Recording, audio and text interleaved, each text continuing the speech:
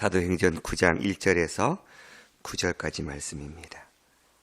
사울이 주의 제자들에게 대하여 여전히 위협과 살기가 등등하여 대제사장에게 가서 다메섹 여러 회당에 가져갈 공문을 청하니 이는 만일 그 도를 따르는 사람을 만나면 남녀를 막론하고 결박하여 예루살렘으로 잡아오려 함이라. 사울이 길을 가다가 다메섹에 가까이 이르니 호련히 하늘로부터 빛이 그를 둘러 비추는지라. 땅에 엎드려져 들음에 소리가 있어 이르시되 사울아 사울아 내가 어찌하여 나를 박해하느냐 하시거늘 대답하려되 주여 누구시니까 이르시되 나는 내가 박해하는 예수라. 너는 일어나 시내로 들어가라. 내가 행할 것을 내게 이를 자가 있느니라 하시니 길을 가던 사람들은 소리만 듣고 아무도 보지 못하여 말을 못하고 서 있더라. 사울이 땅에서 일어나 눈은 떴으나 아무것도 보지 못하고 사람의 손에 끌려 다메섹으로 들어가서 사흘 동안 보지 못하고 먹지도 마시지도 아니하니라. 아멘. 오늘 사도행전 9장은 사울이 회심하고 하나님으로부터 소명을 받는 이야기가 기록된 장입니다. 특별히 이 사도행전 9장의 이 사울의 회심 사건은 오순절 성령 강림 사건 이후에 기독교 역사에 있어서 가장 극적이고 중요한 사건 중에 하나라고 감히 이야기할 수 있을 것입니다. 그만큼 하나님의 역사 속에서는 이방인들에게 복음을 전하기 위한 계획 속에 이 사도 바울을 회심시키는 이 놀라운 사건을 노가는 지금 기록하고 있습니다. 특별히 이 사도의 바울의 이 회심 사건은 이 사도행전 9장과 또 22장, 26장 세 번에 걸쳐서 누가는 기록하고 있는데 사도행전 9장에서는 3인칭의 시점으로 이 사도 바울의 회심 사건을 기록하고 있고 22장은 이제 세 번의 복음 사역을 끝마치고 예루살렘에 투옥된 이후에 예루살렘 성도들을 향해서 자신의 변호하는 과정 속에 1인칭 시점으로 이야기하죠. 또 26장은 이제 벨리스 총독과 그리고 헤롯 아그리파 왕 앞에서 이제 로마로 압송되기 전에 복음을 전할 변호할 기회가 있어서 또 자신의 과거 회상하면서 과거의 자기의 이야기를 1인칭 시점으로 이야기하는 가운데 자신의 이 회심 사건을 알려주고 있습니다. 오늘 사울은 주의 1절에 보니까 주의 제자들에 대하여 여전히 위협과 살기가 등등했다라고 기록하고 있습니다. 즉 스데반 순교 이후에 또 빌립 집사님의 복음 전도 이후에 계속해서 지금 복음이 사마리아로 또 뭐 에티오피아로 여러 이방을 향해서 나가는 그런 그 신호들이 있었지요. 그리고 제자들은 이제 스데반의 순교 이후에 엄청난 박해들이 더욱더 시작되니까 아주 근처로 뿔뿔이 흩어지는 이런 일들이 벌어졌습니다. 아마도 사울은 그렇게 흩어진 제자들, 박해로 말미암아 흩어질 수밖에 없었던 그 제자들을 이제 그 잔당들을 아마도 이렇게 잡아내기 위한 그런 열심이 가득했겠죠. 하나님의 역사 속에서는 그 박해가 복음이 열방으로 나가는 디딤돌이 되는 그런 사건이었는데 사울에게 있어서는 그저 그냥 도망가는 주님의 제자들로밖에는 보이지 않았던 것 같아요. 그래서 대제사장에게 가야바에게 가서 다메섹 여러 회당에 가져갈 공문을 청했습니다. 즉 다메섹은 예루살렘에서 약 240km 정도 떨어진 북쪽에 위치한 시리아 지방의 한 도시거든요. 그러니까 지금 믿는 그리스도인들이 인근 각처로 흩어지는 가운데 이 다메섹에도 그렇게 그리스도인들이 흩어졌다는 소식을 듣고 그 다메섹의 여러 회당들에 가져갈 공문을 청했던 것이죠. 이 회당은 유대인들의 회당이지요. 그래서 그 도를 따르는 사람, 즉 예수 그리스도를 증거하고 믿고 부활을 이야기하는 그 도를 따르는 사람을 만나면 남녀를 막론하고 결박하여 예루살렘으로 잡아오려고 공문을 써달라. 그러면 내가 잡아오겠다 라고 얘기한 것이요. 결국은 사울이 그 대제사장에서 준 그 공문을 들고 나갔던 것 같아요. 다메섹에 가까이 이르렀을 때 호련히 하늘로부터 빛이 그를 둘러 비쳤습니다.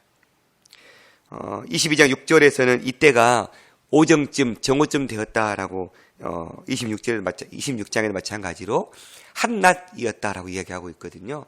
그러니까 낮 한낮에 길을 가다가 갑자기 호련히 빛이 비치는 거예요.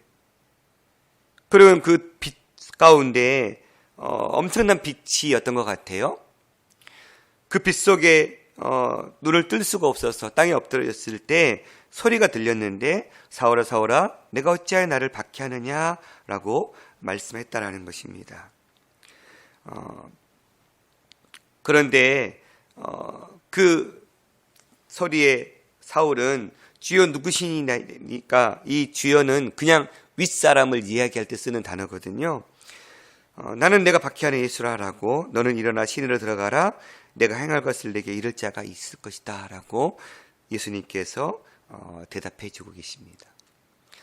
우리가 오늘 본문 말씀들을 통해서 예수님께서 어떤 형상으로 나타났는지 분명하게 이야기하고 있지는 않지만 말씀을 통해서 짐작하건대 아마도 어떤 그 빛 가운데 강한 빛 가운데 그저 소리만이 아니라 예수님이 어떤 형상으로 임하셨던 것을 우리가 추측해 볼 수 있을 것 같아요.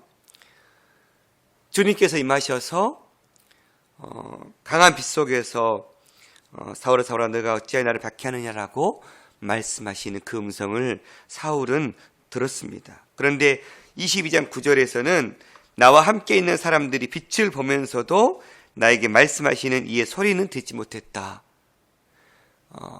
바울이 말한 그 소리를 다른 많은 사람들은 듣지 못하고 자기만 들었다라는 거예요. 오늘 본문에서는 가던 사람들은 소리만 듣고 아무도 보지 못했다라고 얘기하고 있어서 마치 상충된 것처럼 기록하고 있는 모습이지만 이 소리라고 번역된 것은 말, 뜻 이렇게 번역할 수 있거든요. 그러니까 하나님이 말씀하신 사울아 사울아 네가 어찌 나를 박해하느냐라는 말을 다른 사람도 웅웅거리는 소리로 들은 것이죠. 그런데 바울만 이 사울만 그 말의 뜻이 무엇인지를 분명하게 깨달았다라고도 우리가 해석할 수 있습니다. 그러니 짐작컨대 그날의 강한 빛 속에서 예수님께서 드러내 보이셨고 그리고 그 가운데 음성이 들려왔는데 다른 많은 사람들은 그저 그냥 그 강한 빛 속에서 눈도 뜨지 못하고 있을 때에 그리고 귓가에 뭔가 이렇게 웅웅거리는 소리 정도만 들릴 때에 사울의 귀 속에서는 또렷하게 그 음성이 어떤 음성이었는지를 들었다라는 사실입니다. 26장 13절 14절에서는 해보다 더 밝은 빛이 나와 내 동행하는 사람들에게 둘러 비쳤다. 우리가 다 땅에 엎드려졌음에 내가 소리를 들었다. 이렇게 기록하고 있거든요. 그러니까 동일하게 강한 빛이 한낮에 내리쬐었고 그 빛 속에 아마도 예수님께서 부활하신 주님께서 나타나셨고 왜냐하면 바울이 자기를 사도권에 대해서 변호할 때 나는 부활하신 주님을 만났다라고 얘기하고 있거든요. 그러니까 오늘 본문에서도 비춰볼 때 아마도 부활하신 주님이 나타나셨고 그리고 음성으로 주님께서 분명하게 말씀해 주시는 그러한 주님을 만났다라는 것입니다. 결국 그는 같이 가던 사람들은 소리만 듣고 아무도 보지 못하고 말을 하지 못하고 서 있었을 때 사울이 땅에서 일어나 눈은 떴으나 아무것도 보지 못하고 결국은 사람의 손에 끌려 목적지였던 다메섹에 가는 그런 일이 벌어졌습니다. 결국 그는 다메섹에 가서 사흘 동안 보지도 못하고 먹지도 마시지도 아니했다라고 기록하고 있습니다. 오늘 이 사울 길리기아 지방 다소에서 태어났던 사울 그래서 헬라 문화에 정통했던 사울 또 히브리인 중에 히브리인이었던 사울 또 로마 시민권자였고 율법에 정통했던 그 하나님은 세상적으로는 굉장히 탁월하고 그 어느 것도 갖추지 않는 것이 없어 보이는 이 사울을 하나님께서 주의 종으로 쓰기 위해, 하나님의 복음을 전하는 전도자로 쓰기 위해서는 하나님을 만나고 이 회심의 사건이 필요했기 때문에 하나님은 이 바울, 세상적으로는 굉장히 뛰어났던 바울이지만 하나님 손에 붙잡히지 않았기 때문에 하나님을 복음을 전하는 자들을 오히려 박해했던 그를 하나님은 이 회심 사건을 통해서 변화시키기를 원했던 것이지요. 하나님은 바울을 통해서 예수 그리스도를 만남으로 변화된 삶이 어떤 삶인지를 우리에게 알려주고 있습니다. 그는 주님을 만나기 이전에는 그리스도인을 붙잡기 위해 다메섹으로 가던 자였죠. 그러나 그는 도리어 그리스도께 붙잡힌 삶으로 바뀌어버렸습니다. 뿐만 아니라 그는 그리스도의 메시지를 제거하기 위해서 떠났죠. 그 도를 전하는 자들을 죽이기 위해서 떠났죠.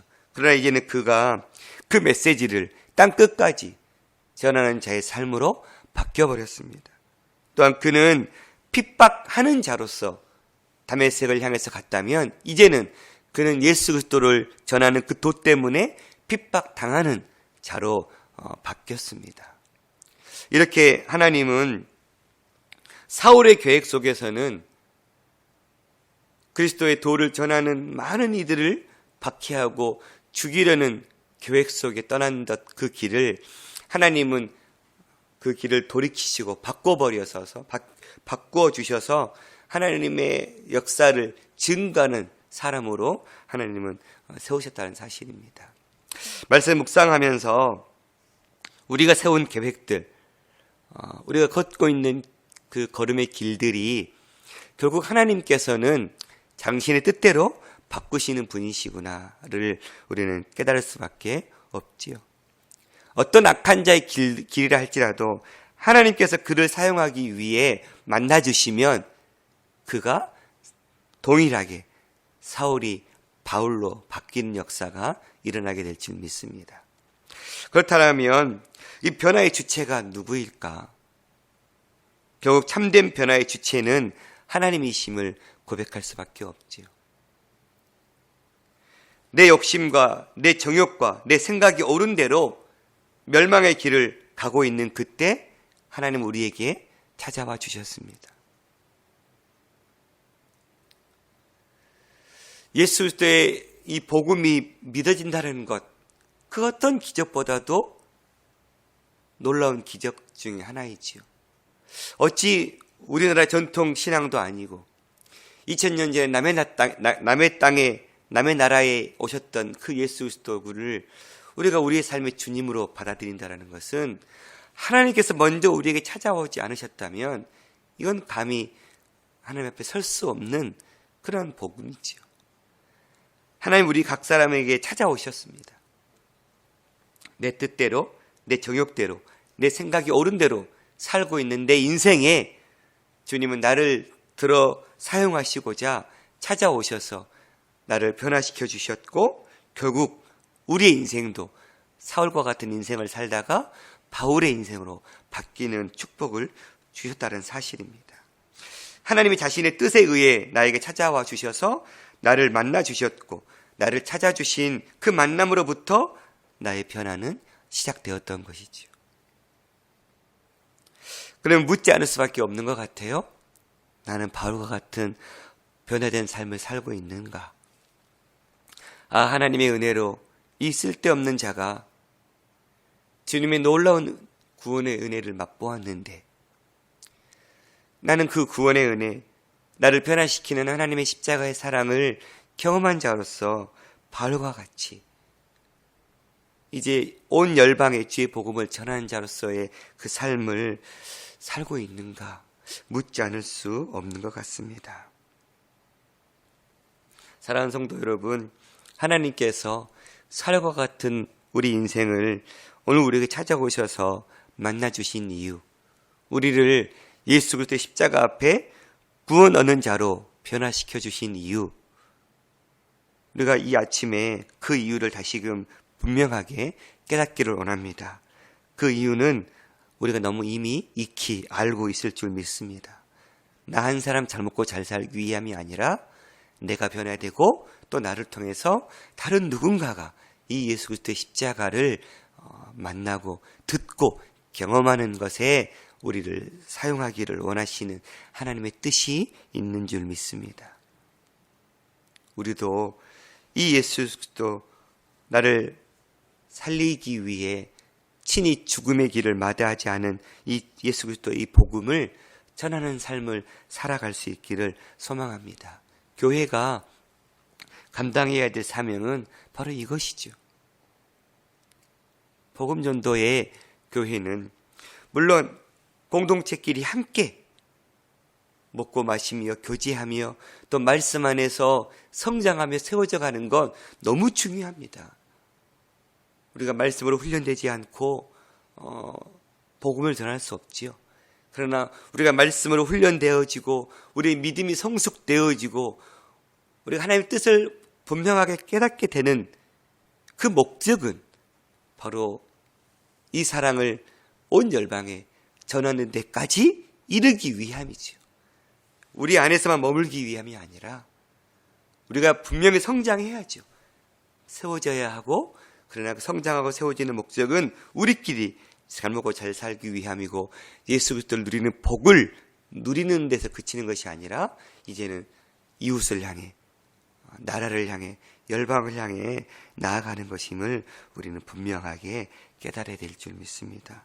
우리 띠인들 공동체가, 또 여러분이 섬기는 공동체가 지역사회를 변화시키고 한국교회를 변화시키고 세계 열방에 다시금 주의 복음을 전하는 데 힘쓰는 그러한 교회 공동체가 될 수 있었으면 좋겠고, 그러한 공동체가 되기 위한 그 밑거름이 저 여러분의 한 사람의 헌신이 될 수 있기를 간절히 소망합니다. 한 사람이 변화되면 세계가 바뀔 수 있습니다. 바울 한 사람 변화시켰더니 바울이 걸었던 걸음걸음마다 열방이 바뀌는 역사가 일어났습니다. 오늘날도 동일한 은혜가 있을 줄 믿습니다. 하나님은 정말 한 사람 한 사람을 사용하시는 것 같아요. 하나님은 많은 사람이 없어서 일을 못하시는 분은 아니신 것 같아요. 하나님 앞에 깨어있는 한 사람, 하나님 손에 붙잡힌 한 사람 통해서 하나님이 일하시는 것 같아요. 그래서 한국교회가 힘들고 어렵지만 어려움 속에서도 하나님의 뜻을 붙잡고 하나님 손에 붙잡힌 바 되어서 하나님의 역사를 이루시고자 하는 그 열정을 품는 그 한 사람이 있으면 하나님은 그 한 사람을 통해서 일하시는 것 같아요. 그러니 저와 여러분이 그 한 사람의 찾으시는 그 예배자, 그 헌신된 자들이 될 수 있기를 이 아침에 간절히 주님 앞에 기도하는 저와 여러분이 될 수 있기를 소망합니다. 기도하겠습니다. 하나님 감사합니다. 사울을 만나 주셔서 이방인의 복음 전도자의 사도로 세우신 하나님, 예수 그리스도를 믿는 도를 전하는 자를 죽이러 갔던 그 길을 하나님은 만나 주심으로 이제는 예수 그리스도를 전하기 위해 핍박도 마다하지 않고 땅 끝까지 이르러 복음을 전하는 전도자로 바꾸어 주셨습니다. 우리 인생도 그릇된 인생을 가다가 주님 찾아오셔서 만나 주셔서 새로운 생명의 길로 바꾸어 주셨습니다. 우리도 바울처럼 이제 온 열방에 주의 복음을 전하기에 부족함 없는 자로 헌신하고 쓰임받는 자들이 될 수 있기를 소망합니다. 우리에게 맡겨진 이 복음 전도자의 삶의 길을 넉넉히 걸어갈 수 있도록 성령 하나님 붙잡아 주시옵소서.